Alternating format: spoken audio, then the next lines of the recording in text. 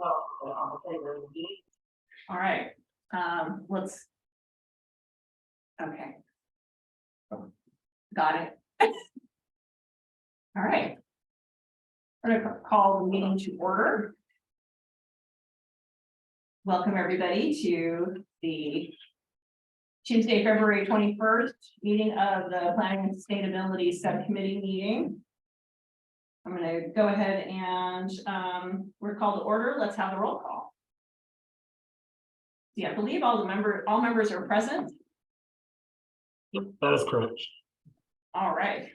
Moving on to item B, public comments. Are there any members of the public present?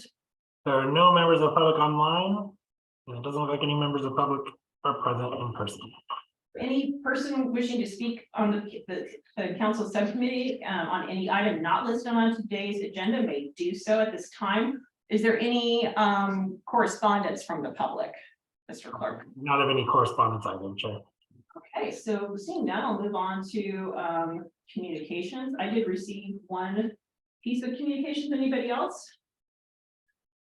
It was an inquiry from staff at Sonoma County Bicycle Coalition, which I replied to and copied Assistant City Manager Thompson. And she just wanted an update on the bicycle element, or as pertains to the plan being put together at Sonoma County Transportation Authority.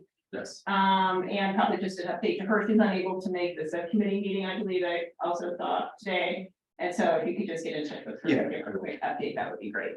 And Madam Chair, we do have a standing item for the Yeah. update on the county one access. So we can touch on that, and if she catches it in the our recording, that would be great, but we can just reach out to like, they're a great source of information and support. So and it is going to be a countywide effort, so if we can kind of stay in touch with them at the staff level, that would be, I'm assuming that would be very helpful. Any other communications?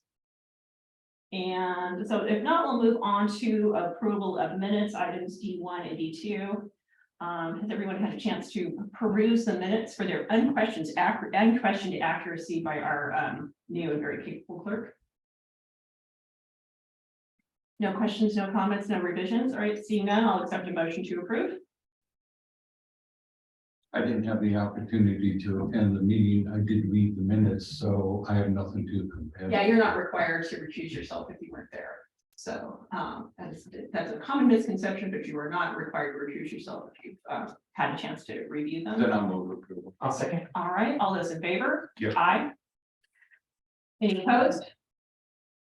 All right, I'm not hearing anything from our clerk, so he might be screaming on mute, but that's what, if I don't hear unmute himself, I'm going to move on to item E and new business. And I'm not seeing any items under new business. Is that correct, staff? That's correct. All right, then we'll move on to standing items and an update on I-1 Great Ridge Trail. That might be me. We are meeting on a quarterly basis with interim director Karen Gear and the rest of the board. We can post those meeting times, city manager, if that's necessary. And we're just moving forward with the planning phase north of Willis to Humboldt County at this time. Any questions? I did reach out to Jason Lyle, and he said he's slowly moving away from it, backing off, and that he would be a better person to give an update. So, well, there you are. I think that's Overall, the state coastal conservancy and staff doing an outstanding job. they are doing an outstanding job. Louisa who was stolen from Louisa Morris from Sonoma County Ag and Open Space is one of the staff people. They have a wonderful staff person working in Humboldt, and they're beginning the outreach process. And I can I'll probably give the dates of those public. There'll be a combination of public outreach directly in Mendocino and Humboldt County, as well as online forums where folks from the entire trail will be able to participate. And some of those are to be announced. I'll make sure that we get them out and they can be included in the city newsletter. Yeah, Chair, I'll just to add to your update. I think they did hold a kind of a listening session in late fall or early fall, excuse me, Mhm. with the community. I think, Vice Chair, you attended that. And at this point, they're really just gathering information to develop a set of recommendations that will be presented sometime in spring. Yeah, it's moving forward. Mhm. And that was kind of the introductory get to know you party with Senator McGuire and some of the interim staff from the Coastal Commission and some of the board members. And then we'll be doing outreach to specific cities, including Hopland and places like all along the trail, as well as some virtual meetings that folks, from Sonoma and Marin County can gracefully join. So I'm sure to get those days to you so we can get it up. He says next big step is the board working on rail banking. Yep. The section from Willis to Cloverdale. Yep, that is in process, and that's that'll be before the Surface Transportation Board. Cool. Yeah, so it's moving right along. But it's kind of crawling right along, and I'm like, so we'll be ready to be, it's kind of working, it's kind of working at the speed of government. It's like kind of slowly but surely working, and then bam, it's gonna be here. So It's a big project. it's big project, so it's a lot of fun to work on. Any other questions about GRT? If not, we'll move on to item 2, an update on the clean air vehicle equipment policy. Yeah, I don't really have an update. We haven't done much on this one. We're always pursuing clean air options, looking at Hector to see if battery operated equipment is feasible for the amount of work they do. And I know he's done a little research there. But that's we haven't really moved forward with the policy. If that's the direction, we can definitely bring to a draft or at least some kind of deal points or something that might be included in a policy at the next meeting if that's the direction. Yeah, I think that would be great. They're becoming more and more appliances, as well as some of the I know Gem, which I thought had kind of met its demise, is still up and kicking, and it has an industrial and a commercial division, as well as just passenger vehicles. They have pickups, they have people movers, they have all kinds of great equipment. I mean, everything from Gems to leaf blowers and things like that. So anything where we can take an opportunity to either take advantage of a grant for air quality, or any place where we can save some money on equipment that we need to replace anyway. I would say just bring it up as it becomes requested by staff. Yeah, I mean, it's a good placeholder. Yeah. So I can see if I can find another city that's got something that might be. Probably Petaluma, probably, other, I would think that there are other cities that are working on this, and of course, RCPA would be a great resource. Yeah. Yeah. Anything else on? Well, I just want to add that we do look, when we're making purchases of equipment or vehicles, to see if there are options available. For example, we purchased a piece of heavy equipment for our water department, and the only available equipment was diesel. And it was a much needed piece of equipment, which came in handy with recent water leaks. Oh, yeah. But in that particular instance, there was not a feasible alternative. But we are looking at kind of as a really a pilot project in our parks, is acquiring some rechargeable weed eaters and blowers to see how they function. Right now, it doesn't seem like they have the full capacity to do large scale landscapes, but certainly would be beneficial in areas like when we're doing downtown, or even maybe the plaza.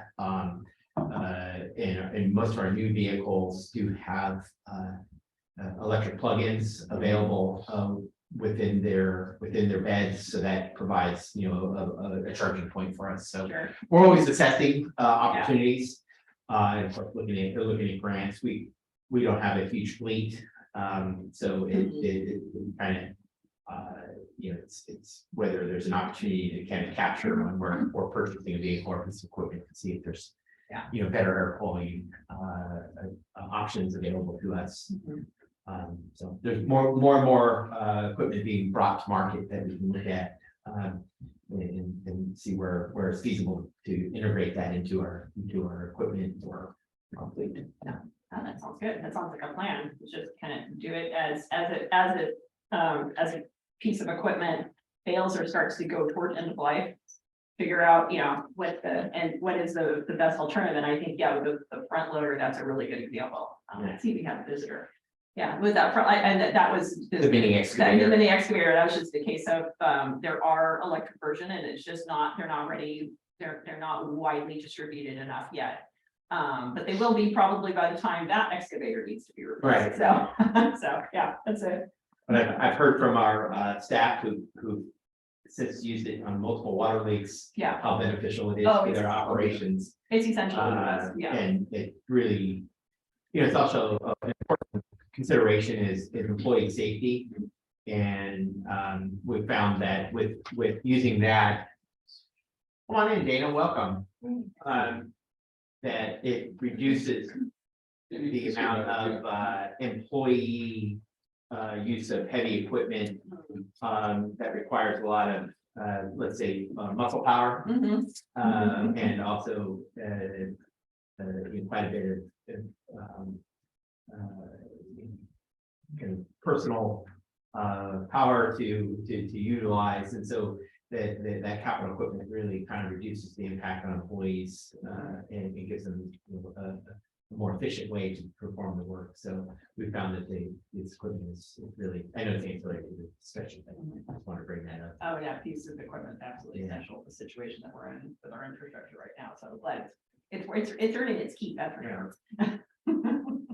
And money's worth. Okay, great, I'm gonna work, that's right. All right, so with that, I think we'll move on to item 3, update on the amendment to ordinance prohibiting products containing polystyrene. Right, so this, the ordinance was adopted by council that prohibits polystyrene foam and local, primarily this applies to restaurants for food service. The proposed amendment was brought to council was to address the kind of the forever chemical called PFAS, and that's an acronym for a chemical that has a very long name. And the council's direction was to do additional outreach with the business community.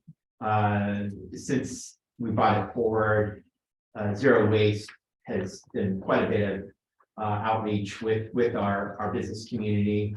And it's just a question of timing as to when we bring back the proposed amendment to include PFAS as a prohibited containers that also contain PFAS. Can you tell the difference? What was it on the bottom of the container? It's something it facilitates food because it's just almost like a plastic surface that's on cardboard or it helps often freezer products have it because it kind of, I don't know, it enables the food materials to not infiltrate the paper. Unfortunately, it's a lot of data have been published that this particular chemical is not good for human health. And so there are still products out there that are being sold that to retailers or restaurants that contain this chemical. I don't know if there's a way for us as consumers to know whether there's PFAS in it or not. So that's the challenge, I think, and probably even a challenge for restaurants. They have to kind of be they have to specify that the materials or the cartons or the takeout materials that they're buying are PFAS free. So that can be on paper ones too? Yeah, a lot of the PFAS is actually on paper. It's a material. Yeah, Plastic. I've seen that. It makes it not recyclable. A lot of our frozen foods Yeah. are in containers that have PFAS. We Good old actually, aluminum foil doesn't have that problem. we test for PFAS in our, Amy's frozen. I don't, it'd be a good question to find out. I would imagine that maybe it's PFAS free. I'm just guessing. Yeah, I know. Or they should be. so. We test for what, Dave? PFAS in our water. Yeah.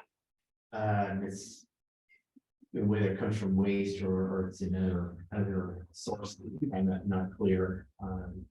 But there's a real goal to try to reduce it in our food products because it is transferable. The more consistent we can be in the region with our other cities, so that, restaurants aren't saying, well, can I use this here? Can I use it at my other restaurant? The more consistent we are across the region, the better it is easier it is for businesses to adapt, so. Or I would think there'd be some type of a notice by the distributor.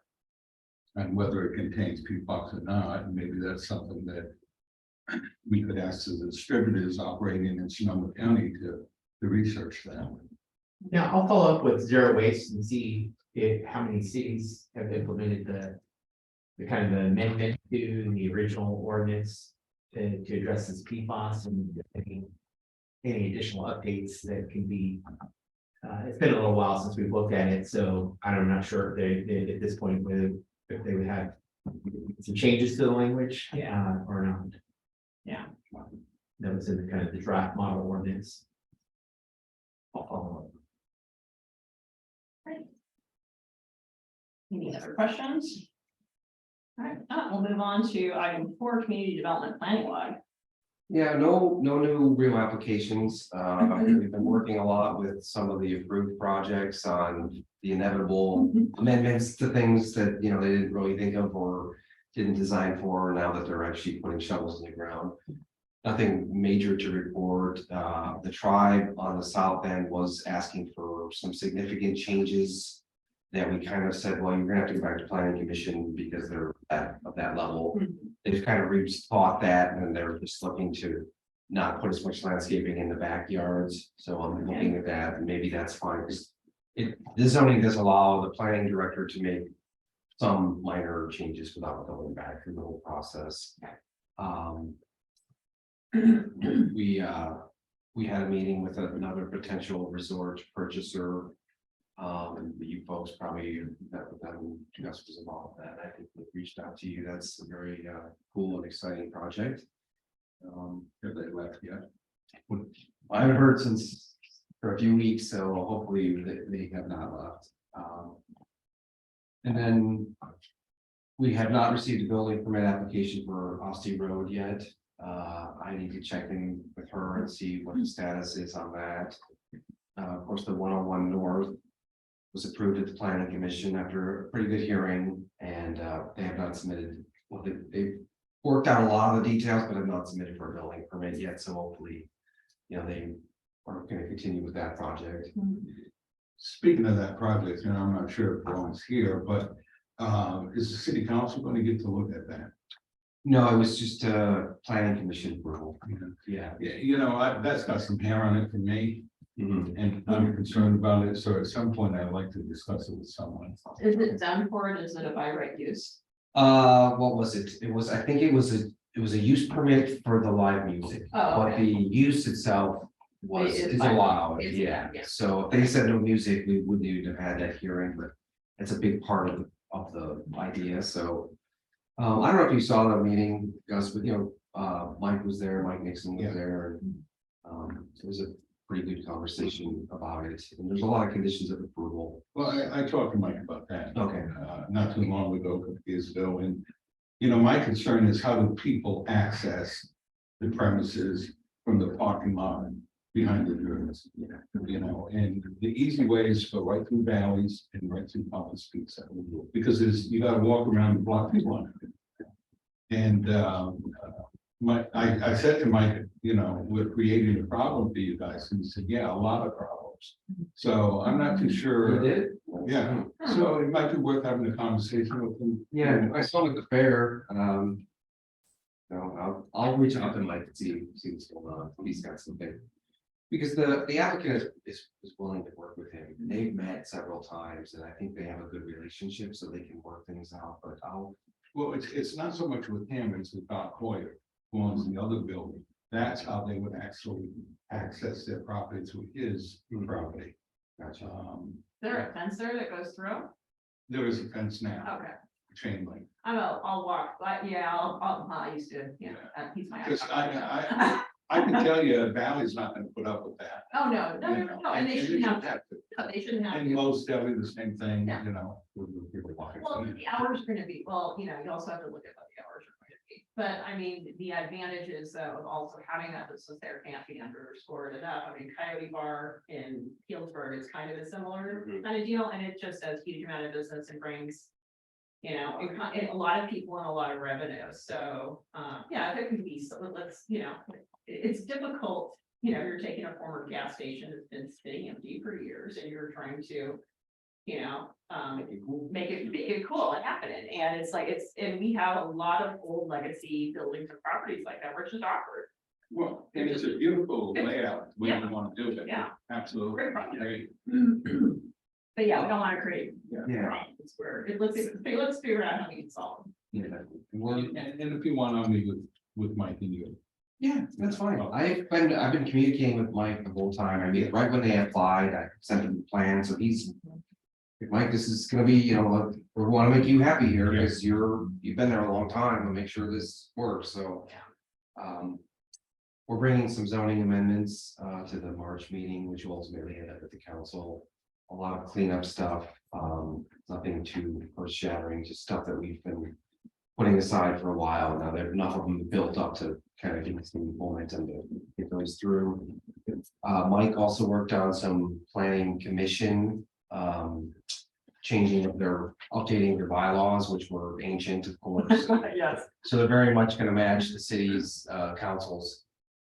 So thank you, Mike, for that. Appreciate that. It's something that needed to be done. Yeah, and I think that's about it, unless I'm forgetting something, if I remember. One last question. Once again, how many homes in Palm Conner? 150? Between, well, Unit, housing units, I should say. yeah, it's about 150.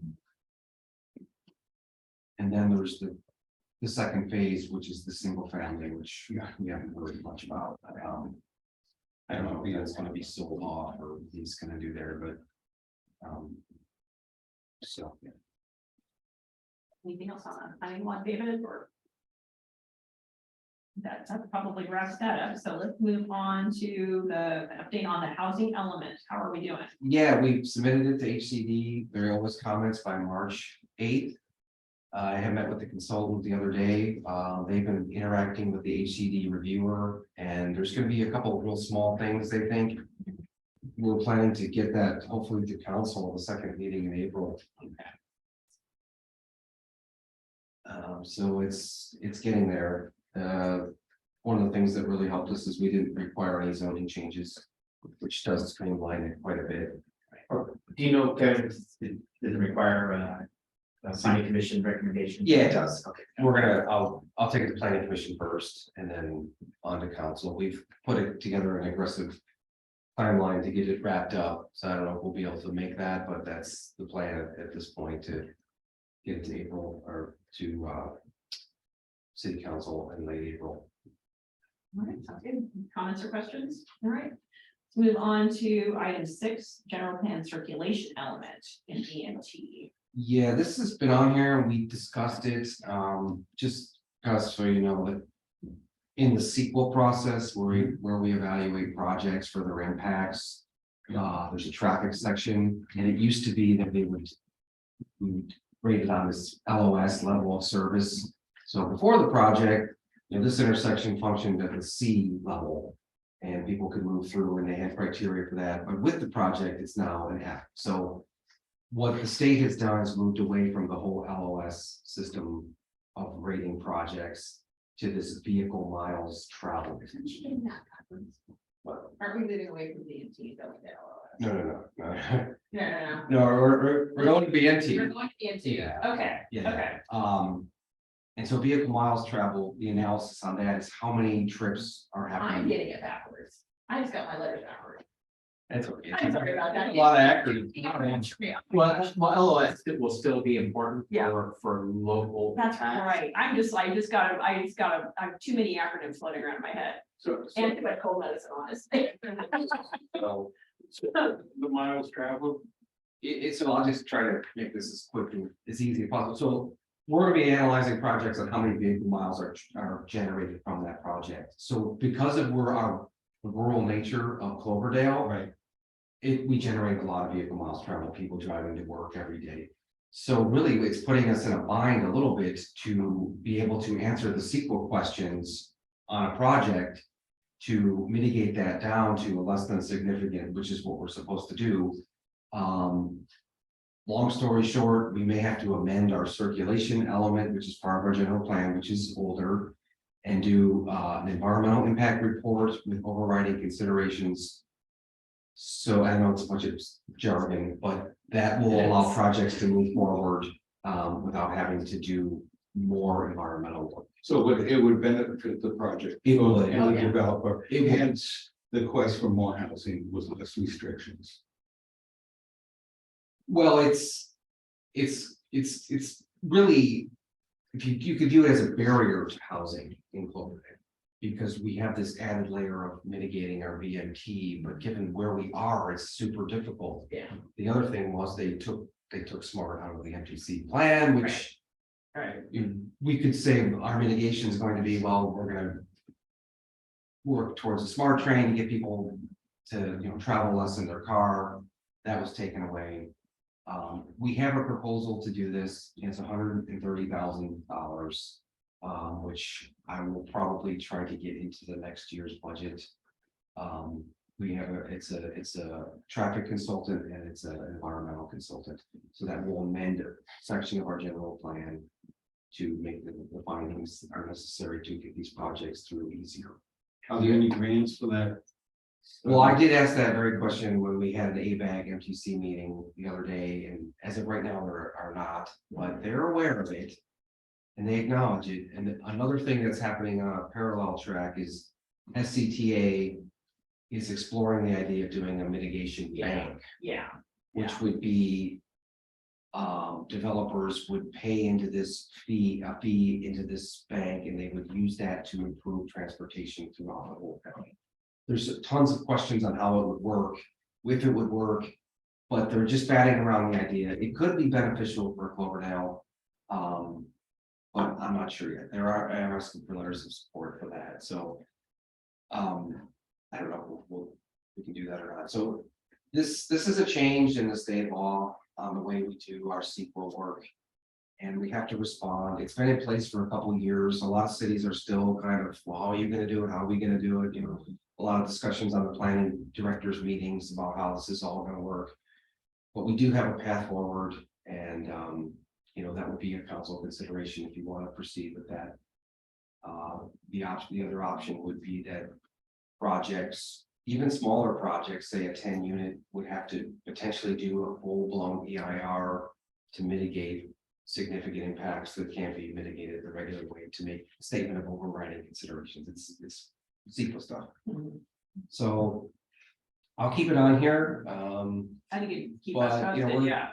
Yeah. It's not in the current budget, so I was thinking I'll work with David to see what he thinks about it, but potentially getting that scope of work in the next budget.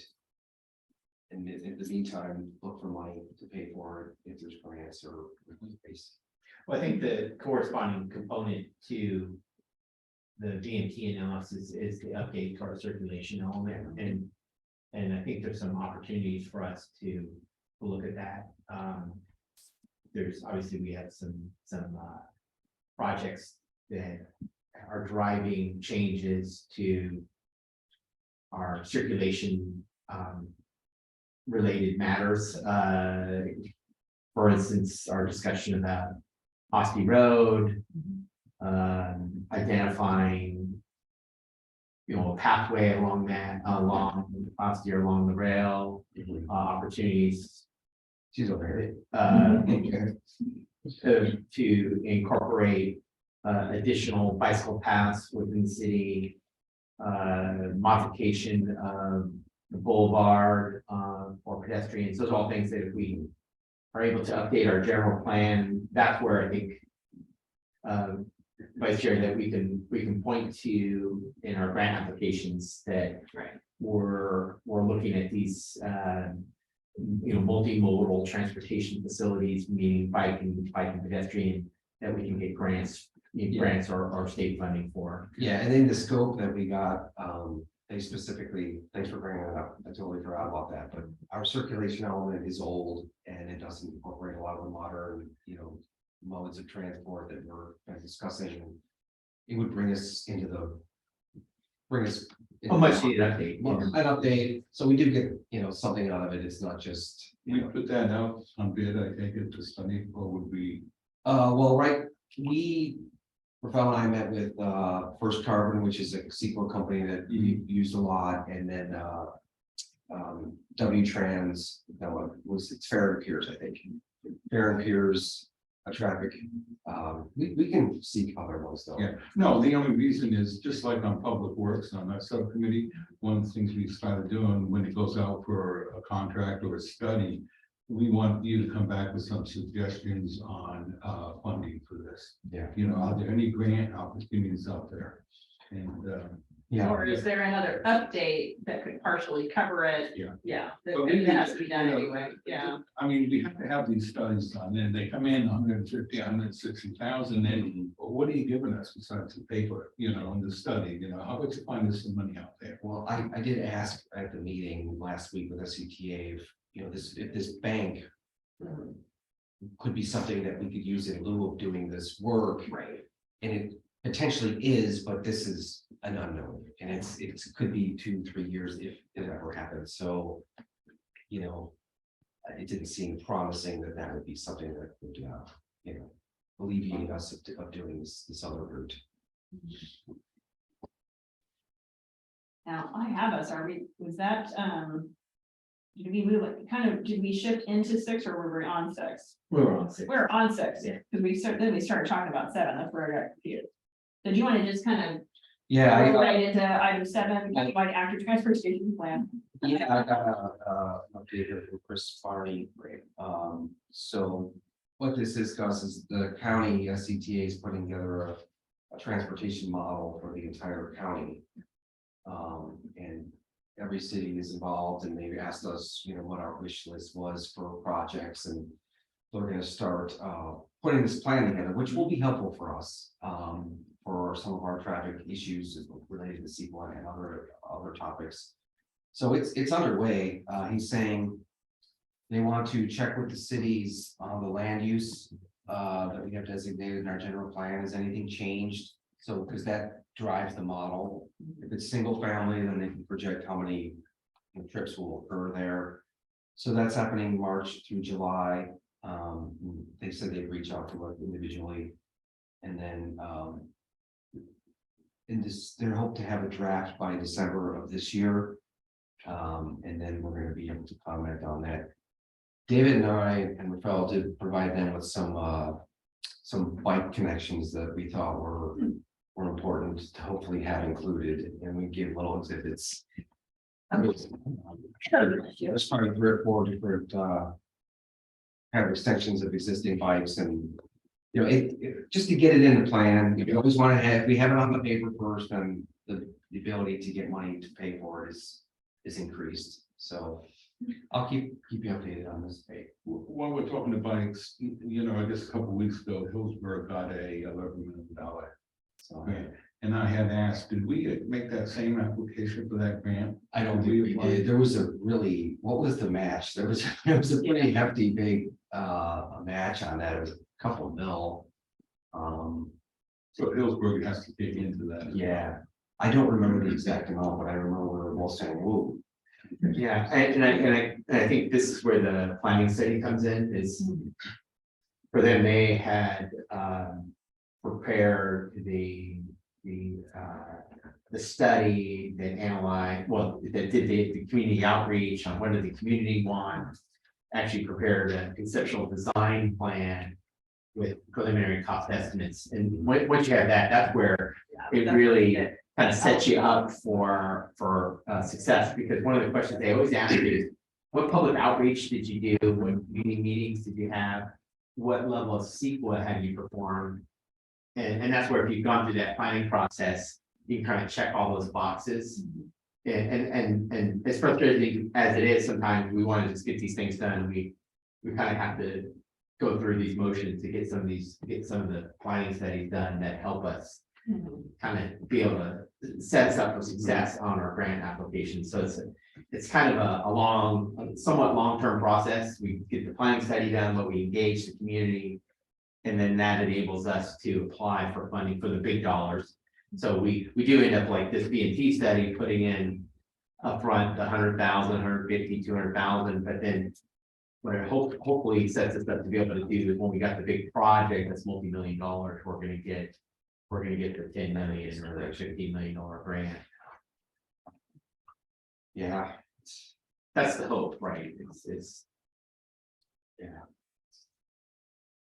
They want to see that you thought about it first and talked about it and put something on a piece of paper. And so.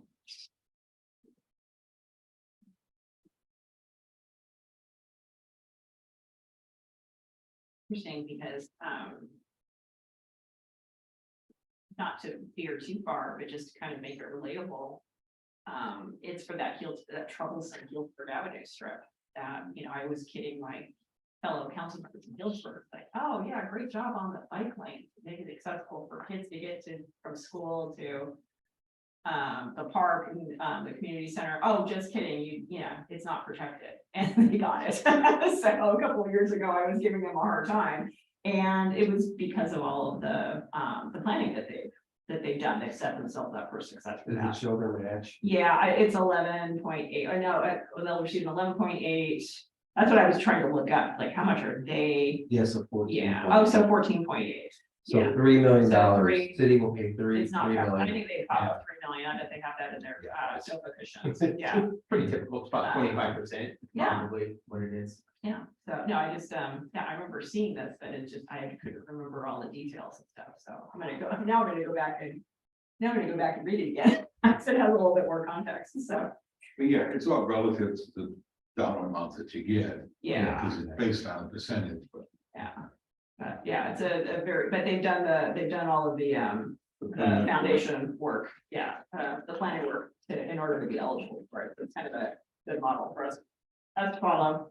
All right, anything else on the countywide active transportation plan at this time? And No. We're gonna get in touch with the Bike Coalition and Yes, give them a. and I will.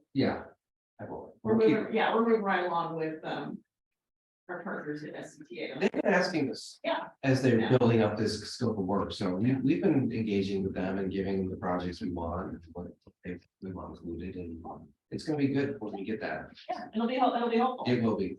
All right, and then we'll move on. If I don't see any public comment or any attendees, I'm kind of keeping an eye on attendees.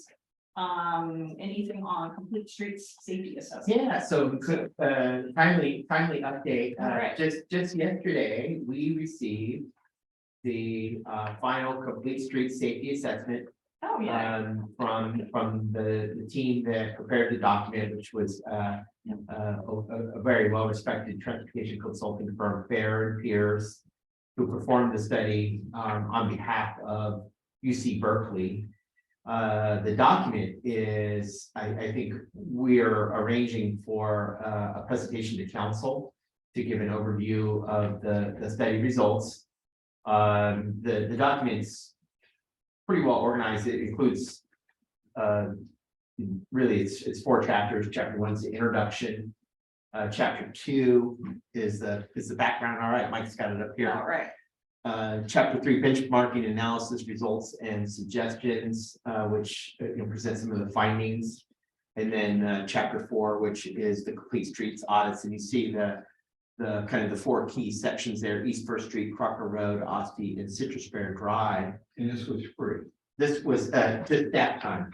Yeah. We there was a kind of a email of interest that was submitted for cities.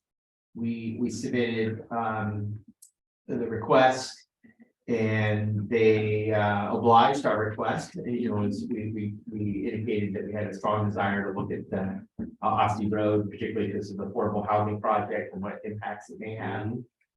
There's quite a bit of metrics if you go to chapter 2, Mike, and skip forward a little bit on you know, bicycle crashes, pedestrian impacts from vehicles, vehicle incidences, actually deaths, and the underlying reasons for those crashes.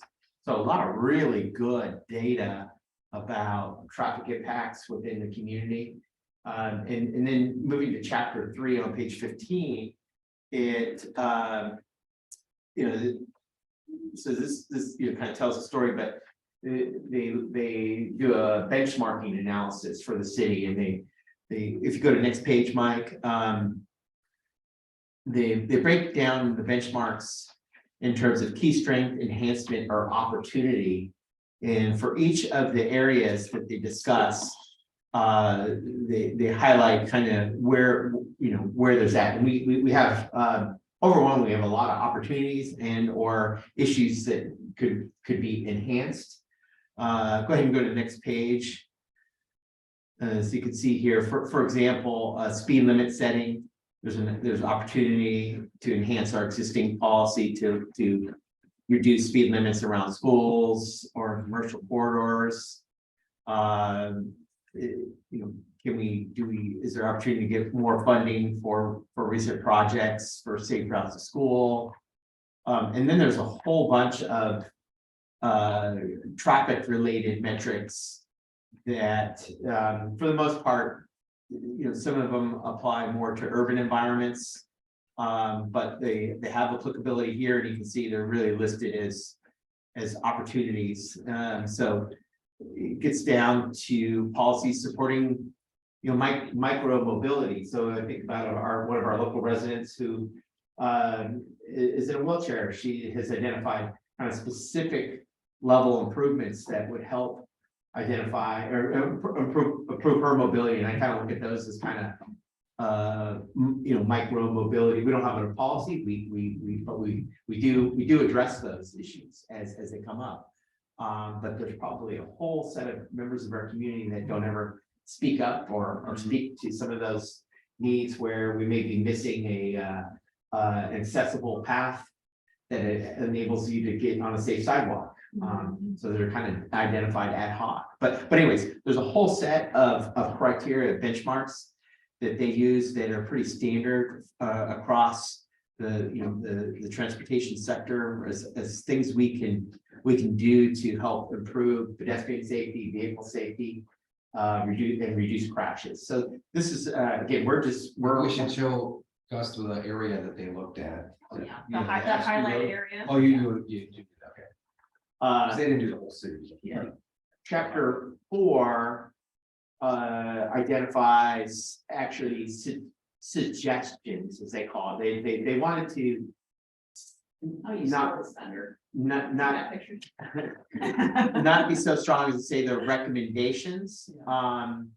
But you know, I think they're all, again, key suggestions to help improve pedestrian mobility in our community, help support walking or riding a bike, but also to do it in a way that is safe. But also, I mean, even looking at things like how do you create shade along walking corridors, so to, you know, on a hot day, more residents are likely to walk if there's a shaded corridor or a shaded walkway. So all those amenities. So we're still digesting. There is a lot in this report of suggestions and things we can do. Again, what we plan to do is to bring this forward to council to give an overview of the study itself, and, you know, seek council's direction on next steps. I think there's so much here that this is something we just kind of have to. I think there's a lot of value in it. We don't want it to set on the shelf, but how do we, you know, where do we start and kind of making progress to some of the suggestions that are identified here, and I think we've already, made some of the first steps in terms of looking at Oski Road, where we applied for the community development block grant to improve walkability from downtown down along East First to Oski, removing some of those barriers that exist for people with disabilities. So we're making steps. There's just a tremendous amount here in terms of recommendations. Can you go down a few pages, Mike? And while he's doing that, David, when are we gonna get a copy of that? So it's in the packet. We just added it. Oh, it's in this packet now? Yeah. Okay. Is this the only hard copy you have? Yeah. I already marked it up, I'm sorry. No, Wait a minute, Oh, I Yeah. I No, you keep it, and then it is online. Yeah. It's in Granicus. just want to have it, I want See what they to have did it there? hold on to, yeah, They broke it into sections Yeah. and yeah, they did a really nice job, So they're literally just getting this report yeah. yesterday afternoon. So we just want to, for an update, share with you that we got it. Good. We'll get this out to council, and we're looking at probably the second meeting in March, doing a presentation before council. Yeah. Yeah, Kevin, I will take a hard copy. Okay. Only. I'll put it in your box. You know what's great is they haven't charged us, and then we kind of said, hey, would you be up for giving a presentation? I know it's not a part of your scope, but like, oh yeah, sure, no problem. So Well, then, yeah, this finding would. Berkeley, right? well, I said you can zoom in. Zoom. This level of study, quite honestly, is probably somewhere in the 50 to 75. This is $100,000 study. Yeah, I mean, it's a lot of work. Do you think we should ask the council to adopt it with a reso? I mean, they can. Well, we should review the suggestions and see where you would recommend updates. We don't have to, they just say, hey, the council approved this plan, and so we can apply for funding, the things that are in here. I don't know if that makes a difference or not, but. If it does that, yeah, we should consider that. Yeah, well, the thing that would concern me is if it's suggestions and we're adopting it, then are we, with a reso, are we committing to Yeah, I don't know, doing these projects? I didn't mean to muddy the waters, but we'll talk about that. If you identify a couple of policies that are not consistent with some of that they consider to be best practices, maybe we just have that laid out in a table. And we can look at, and maybe that's what needs to go to the planning commissioner first. Yeah, and Vanessa reviewed it, and David and I and Rafael, we all reviewed it and gave them some comments, so. Okay. Yeah, and I think a lot of the suggestions are would be supported by most, if not all, members of our council. I mean, things like restripe all the crosswalks as high visibility crosswalks. I mean, I think. That's a no-brainer. There's a lot of those, I mean, there's a lot of simple things we can do across the city that will make a difference for our pedestrians, enhanced lighting, I hear that quite a bit. Keeping vegetation trimmed and managed well. The term I think that you always use, Chair, road diet. Road diet. Road diet. Yeah. We could all use a diet, I guess. Person diet. Right. Yeah. So there's really a lot of good stuff in here, and most of it's fairly data driven, and are considered best practices in other cities, or in general from a transportation perspective. But it's exciting to get the final report, and we'll push it out to council. Yeah, I think that's our job here right now. Yes, and Especially with the newbies, that agendas. they're gonna really need to read it ahead. Yeah, and this is the kind of stuff that, if you support you kind of turn that around to be part of your circulation element update. Yeah, Yeah, and it's actually in the scope to include this. Yeah. there's a lot of synergy with our previous items. Yeah, for sure. That's really cool. They came up very good job, David, seeing that email. Good job. just Deleting it. Fishing. Right, anything else on complete streets update? All right, see, then we'll move on to item 9, update on dog park, what we have. Yeah, well, this coming to council tomorrow.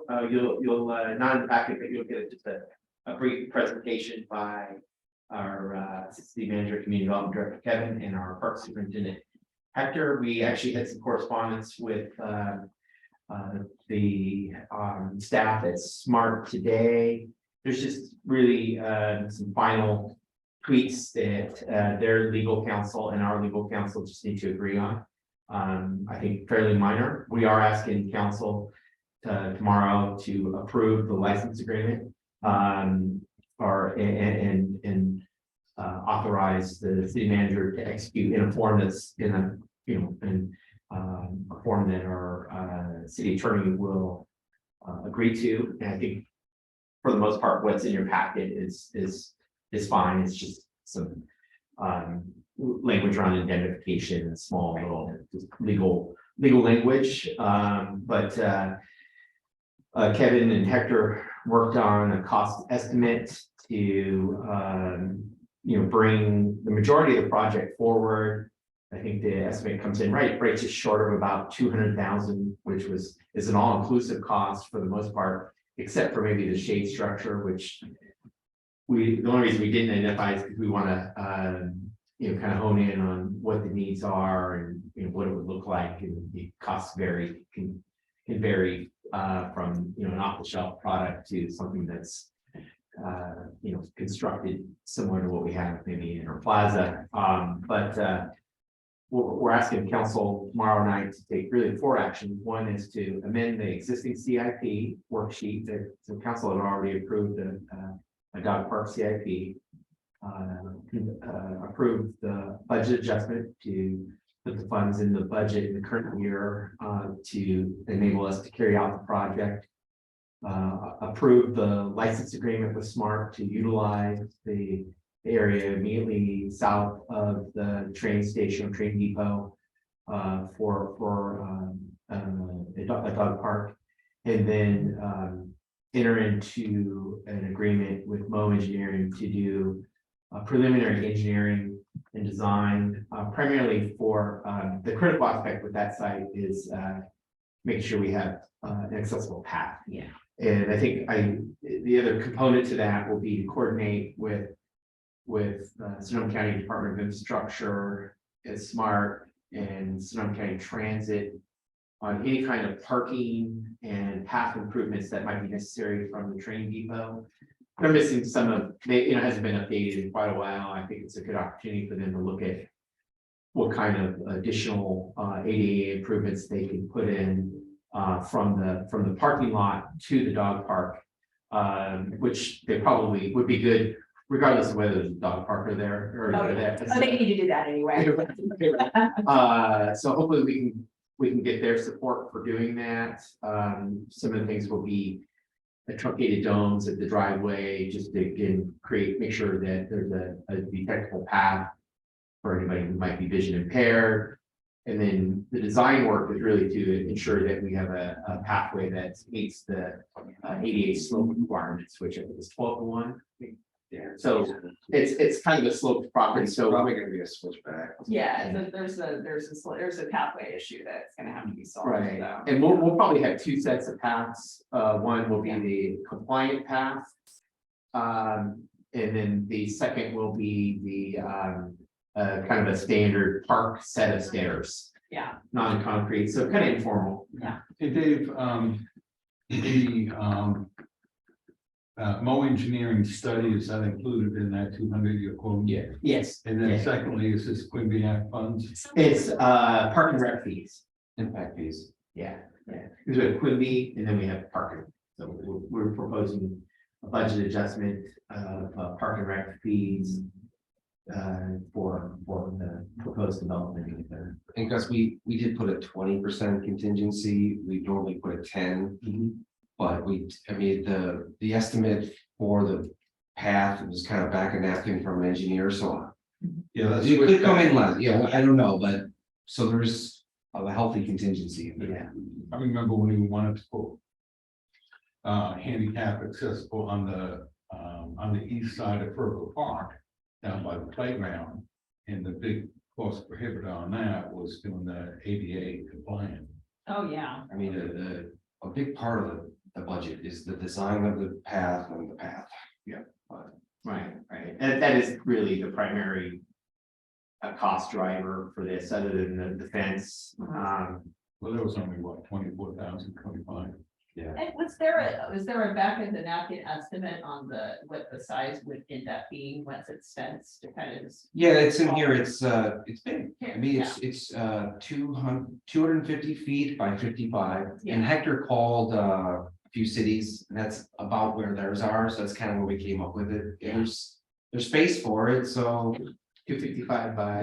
It's 250 by 55. it's deceiving because you never think there was that much flat. Oh, that's the thing, is that, But you get up there, it's. Yeah. yeah, you know, that's why I was like, I've been up there and it's like, there's a lot of space here, but then One of the things I was thinking about, and I think, I don't know, I didn't really talk to David about this, we just like, maybe we can get a sign. Yeah. And then take donations oh, yeah. for other improvements. Well, you call the lines and the rotary. Well, that's just it, is that the shade structure or other things, other. To make it, amenities, yeah, make They it might nicer. want to, make contributions for benches or like, dog watering spots and things like that. Other, service clubs might want to participate in making a donation for this. So, but yeah, definitely, a Friends of the Cloverdale Dog Park is. Yeah, something like that, get a plywood sign out there with a rendering on it and just donate here. Yeah. You don't like it, I give you that. You paint it with a paintbrush and misspellings.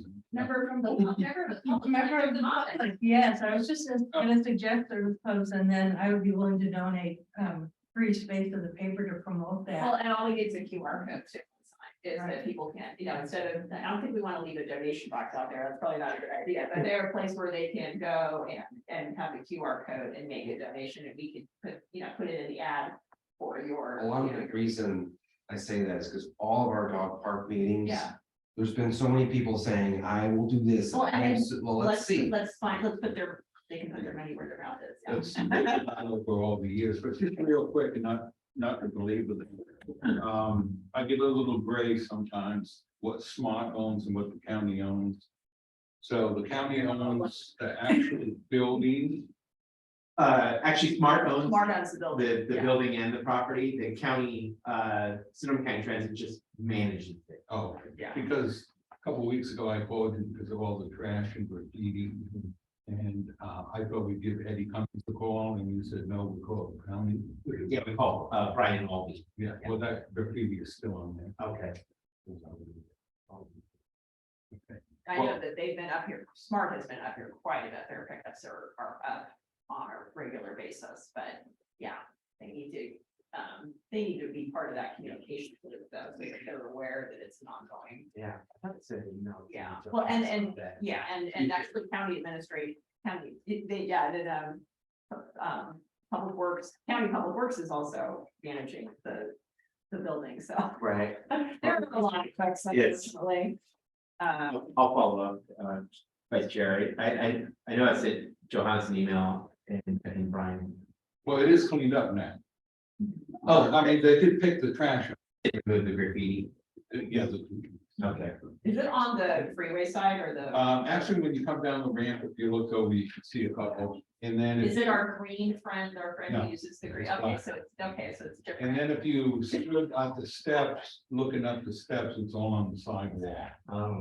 So somebody hopped the fence, somehow got in there and. Well, what would be nice is that, and this is, there are a couple of parties who are interested in at least temporarily renting it, so if there's some activity there, that will stop that. And a security camera certainly would, and it actually, just kind of to add on to, it's part of the cost or estimate, have you included security cameras at the dog park? or the No, station? it's timing you say that because I was talking to Chris Parker today and he. Yeah. So we might, maybe tomorrow I can mention that. But he would like to see one. I would like to see one there. Yeah, I would like to see that as part of the budget, the amendment that you bring too, because I would imagine that could be paid for out of the park funding as well. Yeah, we're actually, Kevin and Hector are working on a proposal for security cameras at Clark Park and Ferber Park. Yeah. So they're exploring a camera firm called Verkada, and Hector's been working on identifying our needs, and we're supposed to get a proposal. And these are supposed to provide full-time access to the video feed via iPad, which and give you alerts. Yeah. So trying to give Hector the tools to be able to get woken up at midnight. I think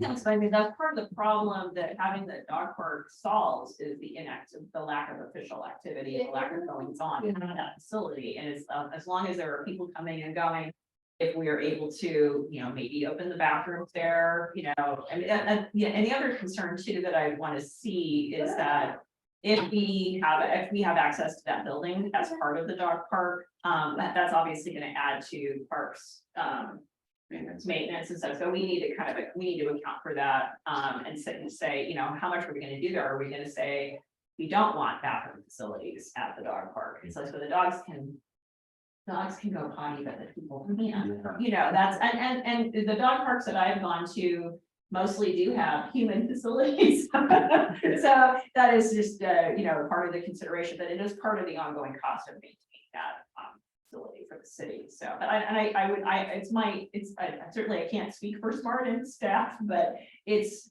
I think what I've picked up on from them is they're interested in the facility being used, so it's less of an attractive nuisance, so that it's an amenity for the community.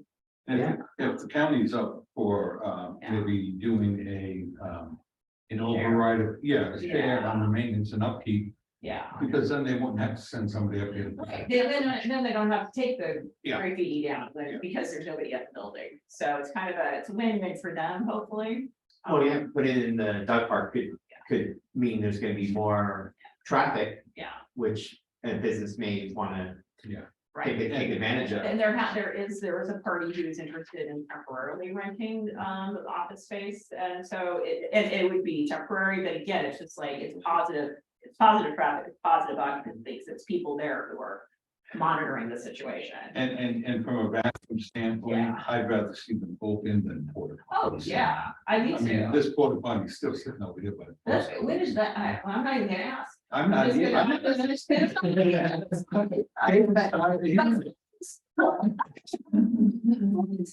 It's the permanent one in the plaza is so much nicer, and so, yeah, we can, we get access to that. So, yeah, I think that's also going in eyes wide open, knowing what the cost is gonna be, or what's asking, what's my any other comments from our lovely company? Maybe the Cloverdale Connect for like an office. Maybe Cloverdale Connected. That's exactly what I was thinking, so and look more office space. Are you really? Yeah, no idea of it. In fact, you know, Smart has, you know, like, I have no idea what you should stop. We're gonna have to get back to you. So, yeah, it's kind of like that. It's unfortunate, it's a really great facility that has value that needs to be used. Well, I tried to get the sheriff's department to put a little outdoor stuff out. That would be a pretty No way did they want to do it anymore. Right. Yeah. God forbid they can respond quicker than 20 minutes. And I think it just kind of in an interest of on the subject in that neighborhood and, you know, what's going on there, it looks like the Smart is moving forward with interested parties for the incineration as well. So again, it's like if there are people, there's stuff there. To rent it to the county. Actually, it's kind of like not like a. The only thing I think All of it. I sent an email to Eddie after he did his breakfast or. Oh, yeah. I just said, because I just mentioned to him that I think the city would like to know who you're renting the building to. It's in negotiation and you can't discuss it. It's been announced now. Has it been announced? Yeah. Okay, it's staying in the family. It went to the board, license agreement, for the, Was that last Tuesday? so it was probably about a month ago. I missed it. I actually sent it to council in an email.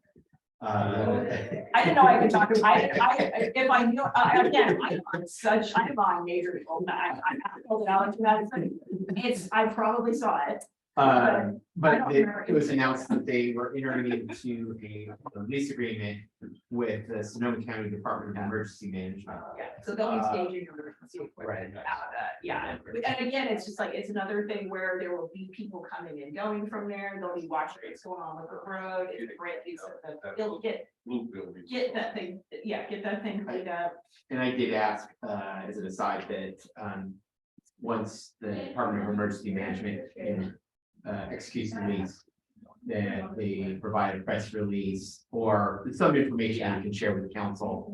They didn't want to announce it widely because they want to be a target, I guess. Yeah. But Is it the blue building you're talking? Yeah. This is the shed, that is here, the rail. but it's intended to pre-position emergency response resources in the case we have like an earthquake that cuts us off from its southern part of the county.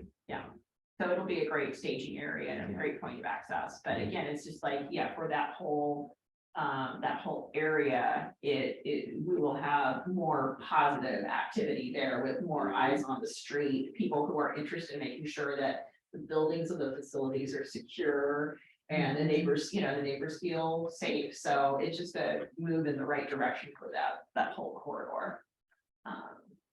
And any other questions or comments on the smart facility? Great, then we'll go update on 6 acres water company south of Cloverdale Water Company. Boy, oh, Well, boy, we on our nine at our staff time have been preparing the application to be submitted to LAFCO. We found a little wrinkle that we're hopefully will work out tomorrow in a meeting with David and the group at 6 acres. And You mean tomorrow? we're meeting tomorrow. Yeah, it's kind of a mapping thing where there's kind of 2 sections of 6 acres. There's a parcel in the middle that's not included. Owned by the Lyles. Oh my, it's all, we've had the Lyles in here to gauge their interest in annexing at the same time. I feel like the 6 acre consultant made it seem a little easier than it really is, and the cost was a little less, but Lyle's, is $25,000, give or take, and I didn't think they were interested. They were more interested in having a developer do that, if that ever happens at the time. and it's still for sale, right? That's the last time I looked through. I'm not sure if it's listed actively or not, but It's for sale. Yeah, it's been listed, there's a big sign off freeway. Okay, not a big secret, so. so we've been working through some interesting issues. I think we need to really discuss this with LAFCO about the map, the layout, and how it's going to sort of get real skinny and get wide again and include a Lyle parcel in the middle. And that's kind of oversimplifying it, but we are working through it. Rafael's working on an application. That's part of what we're doing, and for our part is filling out the county application and getting the paperwork ready. We just need to know the map. We need to figure out this map thing, and then we're gonna bring it to council. Do you know who owns that pieces we're working on now? The little piece that wasn't gonna be included. It's Lyle. Oh, well, Oh, Yeah, it's Lyle has a little finger that goes out. that's to All right. add. Yeah, It is the road. it is, It yeah. might be a map. what have we gone into this project so far? It's staff time though. isn't It's it? staff time. Yeah, Yeah, but, well, I know. I've vented so much about that. I mean, we sit back down and happy, and all of a sudden we get a bill from the state to get these guys in on water. Like, nobody's been looking at it for the last 50 years. Yeah. And now we get to do it again with South Cloverdale Water District, Yeah, and that's that's Range Water District. Do you have any update on that or?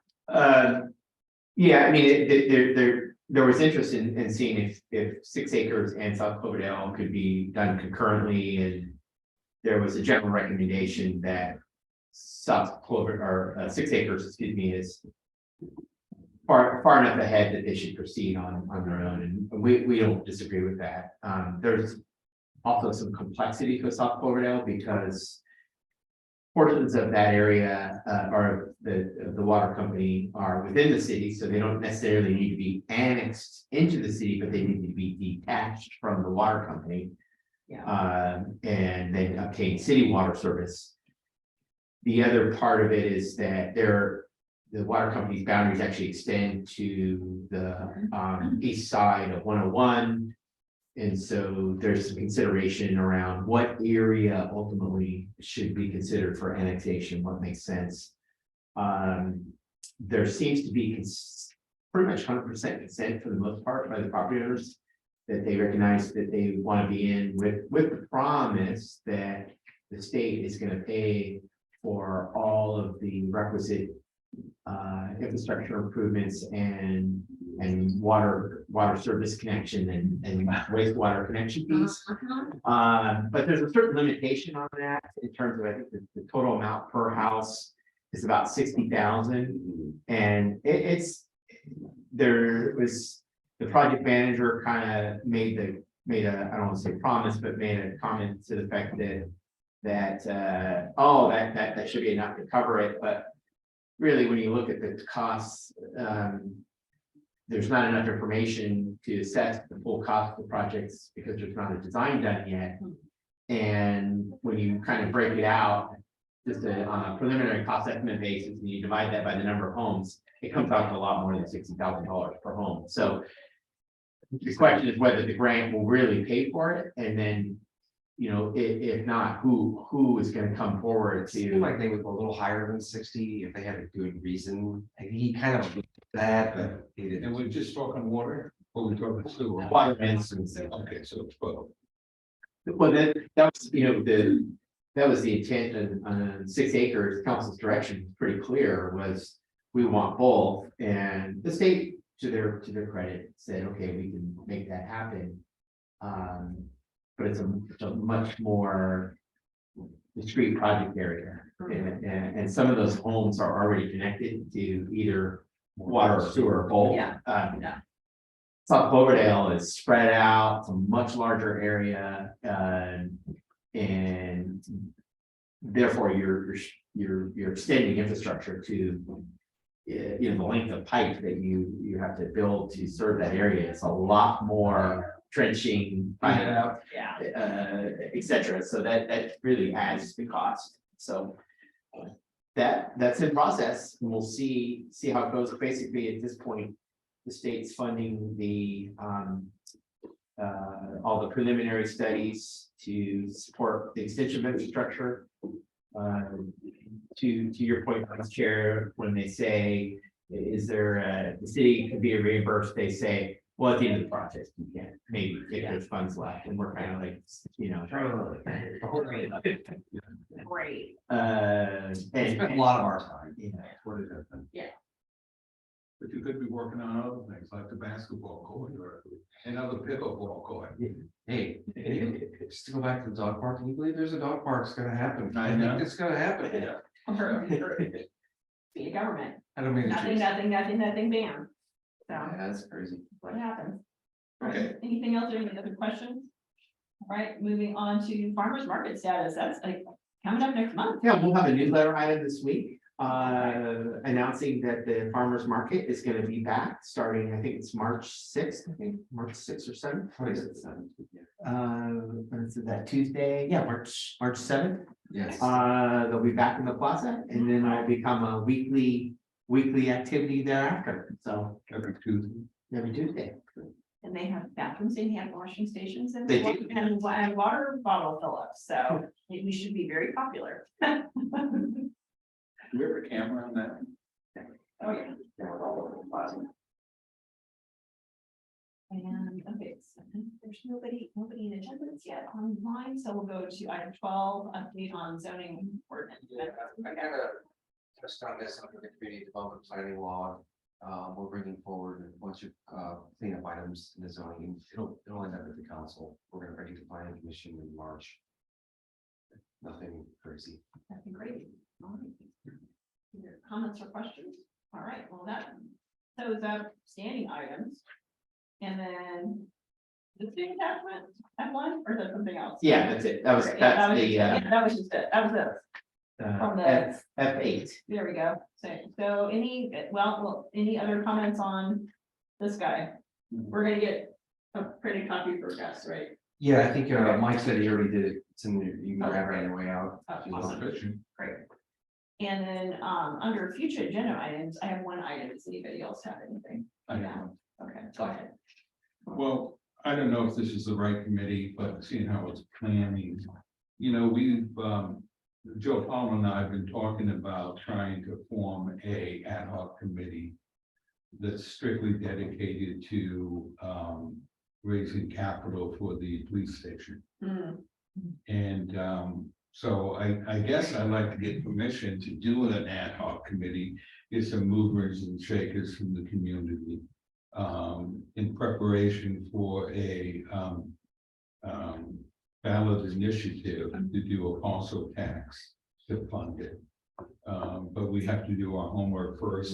You know, we talk about it quite a bit, but we just never seem to have the time or to get together and do it. So I'd like to see about establishing an ad hoc committee for that.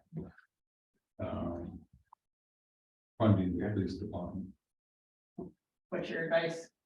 I think that's what council, isn't Yeah, I think we should put it in the council, Well, I recommend, yes, taking it to council, presenting it to them, and yeah, let's move forward with that. But before we do that, I'd like to be able to sit down and lay out, this is what we're going to do, so council has a full picture of what we're going to do. Yeah, that'll be helpful. for And them. I'd like to try and back into, you know, it would have a sunset to it, needless to say. And I'd like to try and get it down to what a 20-year would look like, parcel tax. For a dollar amount of maybe, I don't know, 15 million, you know, here's what your parcel tax would be. Do a series of open houses at the old police station. Yeah,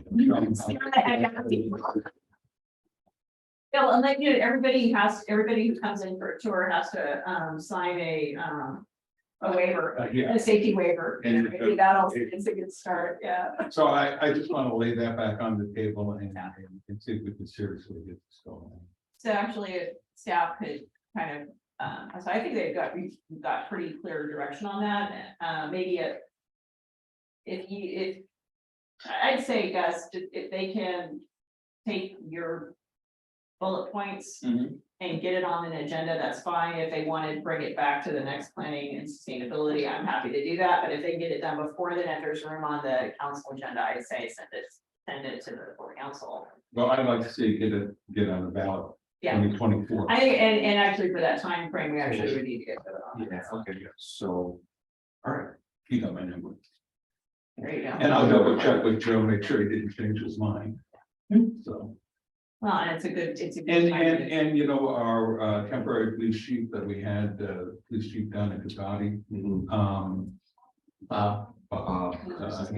He also said he'd be more than happy because he built the one down at Casati. Oh, it And is. Joe built the one in. Yeah. So, That would be a great resource. okay. That we would need to keep moving on that. Personally, for future agenda item, I'd also want to see the ad hoc take on it being a police and civic building, because we're just as bad in City Hall as we are at police station, and see what the feasibility and for current funding status is for you know, one or both being able to address that. So Well, that we can also move forward with the longer term plan for the plaza as well. Because right now we have two buildings that kind of aren't they're not in the ultimate plan for the city plaza, so see how we can Well, move forward on that. I think the other thing, I think if I'll let you know. Oh, here, I'll vamp while you're thinking about that. Mine is much smaller. I met a lovely woman up at Porterfield Creek, who's a resident of Clover Springs, and she's in a walker. So she walks up to Porterfield Creek just to enjoy the entrance, just to enjoy the view. And she said, and I noticed that there are a couple of residents who do that, and they can't access the trails because they're just not physically able to, but they like to at least go up and, you know, enjoy the entrance. And she just was, you know, was saying, would the city be willing to put a bench, you know, at a bench up there, so that the people who can't, who are, you know, using walkers or who just can't, you know, they can't access the trails, they can use that. And I said, well, I will ask. And I did say, you know, part of the deal with the residents for Porterfield Creek was that we wouldn't create an attractive nuisance, like, for instance, there's no restroom, there aren't a lot of, there isn't a picnic bench, there aren't a lot of amenities that attract people to hang out in that neighborhood. And she was like, I can see that, that makes sense. And I said, well, do you use the benches on the trail that, that comes up from the rec or the clubhouse? And she said, oh, I do, but she's like, they look into a tree. And I like coming up here and looking out onto the view. And I said, well, I can completely understand that. So I just thought, well, let's find out if and I said, well, the pushback, I don't think would necessarily be us, but the immediate neighbors don't want to have an attraction. Yeah, they don't want it to be a hangout. And so that would be, that would be the balance. And so she said, well, just as long as I can get to it. And there are a couple of places, couple of spots, like over, if you just go, like, if you go past the handicap parking spots. Yeah. There's a space in the fence there. And then there's also kind of another space, near where the big sign, where the sign is. So if we could just like get some ideas for what would work. Okay. And I did not make any promises. And I said, oh, and if you would like to get your HOA to support you, that would be fantastic. That's something She lives there. Yeah, the she lived there, she lived interest there, yeah, was something in close proximity yeah. to the trailhead. Yeah, and so that the disabled residents or people in walkers could at least, they walk up to the hill and they want to be able to enjoy the view. Because Yeah. there is one up Skyview Drive, but it's. Exactly. But something up just Yeah. right at the trailhead. Right at the trailhead, yeah, that's what she was interested in. And there's one, there's one up the road to the water tower and she can't make that, so. Yeah, there are a lot of people there who utilize that. There are a lot of people who use that bench, it's really a popular spot. Yeah. We were, actually, the Park Superintendent and I were talking today about, there's a location off the main preserve trail that's, I think used to have a structure. It's kind of a Oh, flat yeah, area. it's the honey lunch. And we were thinking that would be an ideal location for a picnic table. Yeah, that would be. But that might be too far away. that's too far, yeah, that's what. I thought you were gonna say pickleball. Actually, that would be my, yeah. The easement. So that was mine, so did you think of yours while you're on? Yeah, I was just gonna say, now that redevelopment's gone away, we don't have to worry about using redevelopment money to build a city hall with a police station. Yeah, Before you had to segregate those. yeah, exactly, it's not. Right, it's not an issue now. But a civic building would be. Civic center. Civic center. Yeah, and there are a couple of examples, over in Winters, they did a firehouse, and then they were able to also do a community center. So there was a community meeting, so the firehouse had, they had the firehouse and they had access to the community meeting room, but so did the rest of the public, and then it was kind of attached to a park. So it was just kind of a cool location, and obviously very, very secure. Right. As well, because you got your firemen right next door, so, but that's another example of where they were able to bond and get a two for, which is always, and there are even smaller, Winters is even smaller than Cloverdale, so, yeah, it's a nice example. The preliminary, well, I should say preliminary, the plans for the police station did include a site location for City Hall. Right.